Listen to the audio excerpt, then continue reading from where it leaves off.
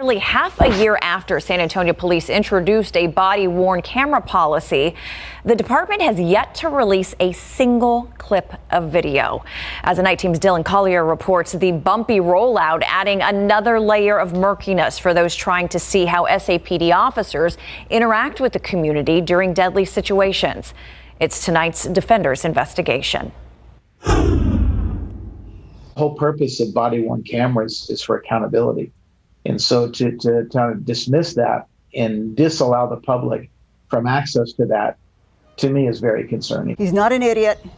He may have been in a mental health crisis mode, but he would not have done that. More than 2 months after a San Antonio police officer shot and killed her younger brother, Deborah Montez-Felder and SAPD are nowhere near to being on the same page about what happened.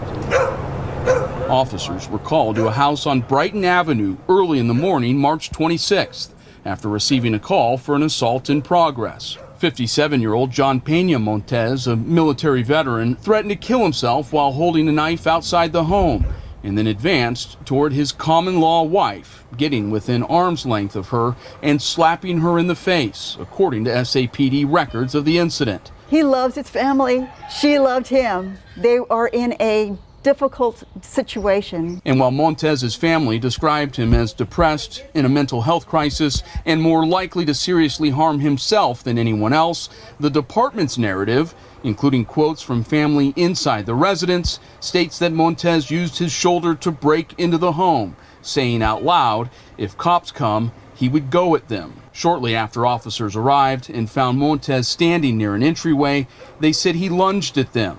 After one officer attempted to deploy his taser twice, a second officer, Stephen Ramos, a one-year veteran of the department, shot and killed Montez. John was a loving guy.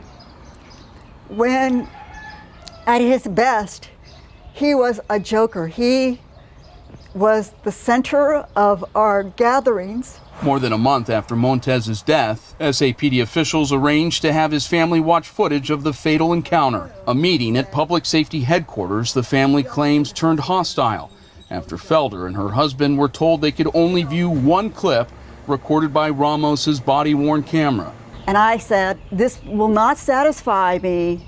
I want to see the entire video and audio. Instead, after watching the approximately 90-second sequence twice, the viewing ended, leaving the family with even more questions about the last moments of Montez's life, as they claim at no point did the footage show him lunge at officers. When the word lunge came up,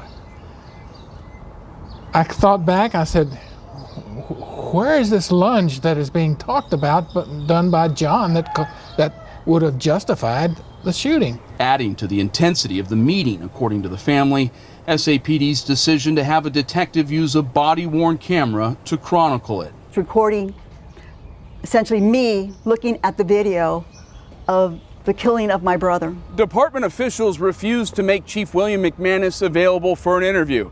They told us rules require them to use these cameras to document all interactions with the public. To me, it's confrontational. Former officer Kevin LaChapelle is a California-based police accountability expert. He believes departments should be compassionate in these situations and recognize they are dealing with a family whose loved one died following an encounter with police. LaChapelle also takes issue with SAPD's decision to block the video from being released to the public, the third time it's done so in the first 3 fatal shootings since the new policy took effect in late December. I think to hunker down and create policies to prohibit transparency is a dangerous path. Footage of critical incidents involving domestic violence are not released under the policy unless the chief determines it serves a law enforcement purpose. The department, told by local experts a survivor's right to privacy far outweighs the public's interest in these cases, and that prematurely releasing information could further aggravate fears of reporting an abuser to authorities altogether. While SAPD officials are determined to keep footage of Montez's death away from public scrutiny, that decision goes against the wishes of his own family. Is this something the family wants out there publicly? Yes. Release it. We want transparency. Help us to get that transparency. If you know us, you know that we want the truth. For the Defenders, Dylan Collier, KSAT 12 News.